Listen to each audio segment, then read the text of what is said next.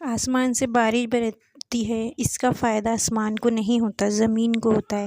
درخت پھل دیتے ہیں اپنے لیے نہیں، لوگوں کے لیے۔ یہ سسٹم معاشرے کا ایک دوسرے کے لیے بنایا گیا ہے۔ ماں باپ تکلیف برداشت کر کر اولاد کو راحت پہنچاتے ہیں۔ کائنات کی ہر شے اسی نظام پر قائم ہے کہ نفع ایک دوسرے کے لیے۔ جیسے کہ بھینس اپنے بچوں کو دودھ پلاتی ہے، لیکن وہ انسانوں کے لیے بھی دودھ دیتی ہے، وہ اپنی نسل سے زیادہ لوگوں کو فائدہ پہنچاتی ہے، اس کا گوشت لوگ کھاتے ہیں۔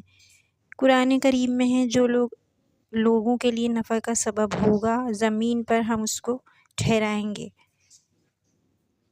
اگر پورا انسانی معاشرہ اس اصول کے اوپر اپنی زندگی گزارنے کا فیصلہ کر لے تو وہ خود بھی ایک راحت والی زندگی بسر کرے گا۔ لوگوں کو تکلیف دے کر اور خود کو آرام نہیں مل سکتا۔ ہاں، ہم لوگوں کو آرام سکون دینے کے لیے خود کو مشکل میں ڈال لیں تو زندگی میں آرام نصیب ہوگا۔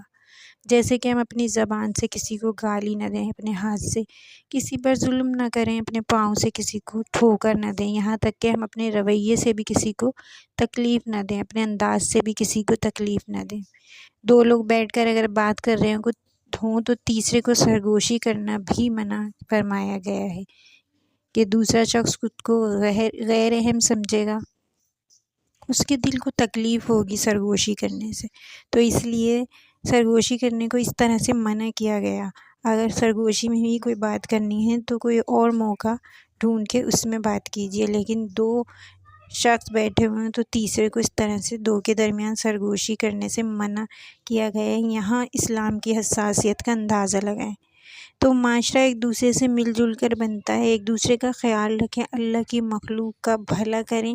جب ہم اللہ کی مخلوق کا بھلا کرتے ہیں تو خود بخود ہمارا بھی بھلا ہوتا ہے، اور اب ہم اللہ کی مخلوق کو تکلیف پہنچاتے ہیں تو ہم بھی سکون سے نہیں رہتے۔